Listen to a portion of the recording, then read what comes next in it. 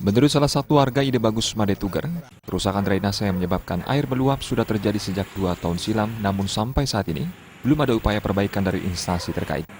Drainase yang rusak sering dibersihkan oleh pihak pekerjaan umum, namun luapan air tetap saja membasahi bahu jalan. Ide Bagus Madetuger menambahkan kerusakan drainase ini disebabkan oleh timbunan sampah dan drainase yang terlalu dangkal. Kerusakan drainase menyebabkan air got meluap ke bahu jalan, sehingga bahu jalan menjadi tergenang air dan licin yang menyebabkan pengguna jalan kurang nyaman. Genangan air dan licinnya jalan menyebabkan kecelakaan sering terjadi. Dampak luapan air got yang juga dirasakan pedagang yang berjualan di pinggir jalan. Sejak air got meluap, usaha dagangnya menjadi sepi. Salah satu pedagang nasi, Nilu Febrianti, mengaku sejak 2 tahun terakhir warungnya sepi pembeli, sehingga omset penjualan pun menurun.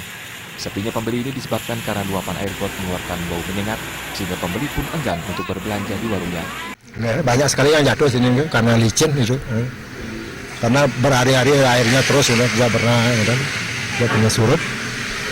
Harapan dengan beras supaya cepat diperbaiki jadul itu. Karena begini sih, pasti juga kenyataannya begini kelihatan itu. Ya terganggu, dampaknya juga banyak. Enten tapi semenjak wenten ki airnya banjir, warungnya sepi. Harapan kedepannya buat pemerintah Gianyar biar bisalah menanggulangi biar nggak seperti ini, dampaknya banyak soalnya. Warga yang tinggal di sekitar luapan air got berharap pemerintah Kota Gianyar segera melakukan perbaikan untuk mengurangi resiko kecelakaan dan menghapus pemandangan kumuh sehingga pengguna jalan merasa nyaman. Suantara dan Indrawan, Bali TV.